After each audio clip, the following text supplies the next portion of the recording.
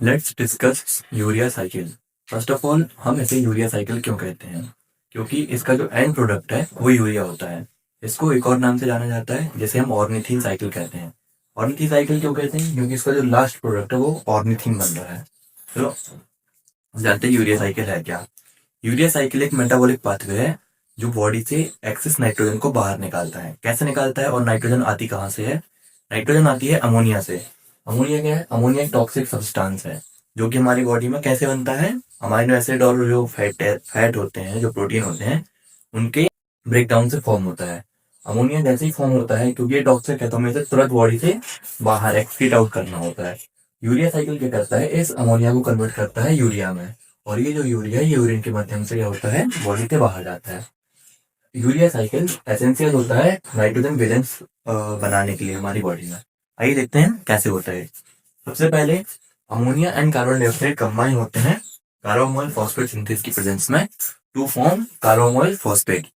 कार्बोमोल phosphate बनता है और फिर कार्बोमोल फॉस्फेट से कंबाइन होता है किससे? ऑर्निथीन से। ये किसकी प्रेजेंस में होता है? यहाँ पे एंजाइम काम करता है ऑर्निथीन कार्बोमोल ट्रांसफेरेज। ये एंजाइम जो है ओरिजिनल कार्बोमोल फॉस्फेट को कंबाइन करके सिट्रोलिन फॉर्मेशन कर देता है। ये जो पूरी स्टेप है ये हो रही है माइटोकॉन्ड्रिया के अंदर। कहाँ चलती है ये स्टेप? माइटोकॉन्ड्रिया के अंदर। उसके बाद की जो सारी स्टेप है वो किस में होंगी? साइटोसोल में।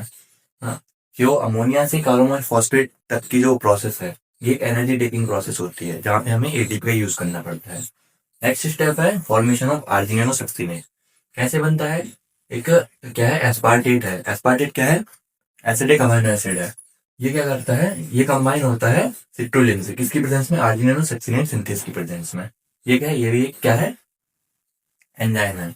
यहाँ पे भी ये भी क्या है? एनर्जी टेकिंग प्रोसेस है जिसमें हमें एटीपी की जरूरत पड़ती है।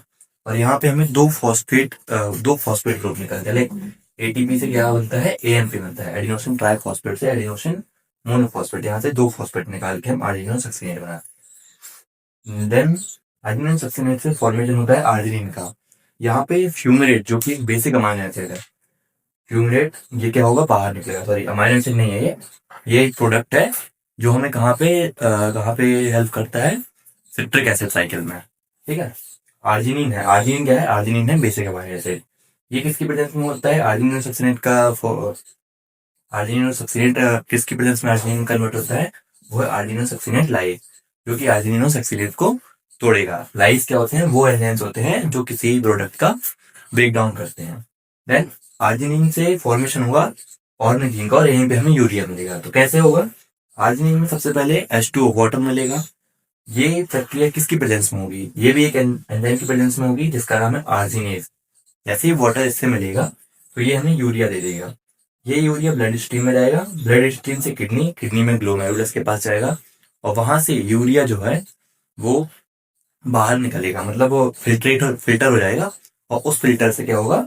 एक्सक्रीट आउट हो जाएगा यूरिन के साथ। यहाँ पर हमारा यूरिया साइकिल कंप्लीट होता है। मिलते हैं नेक्स्ट वीडियो।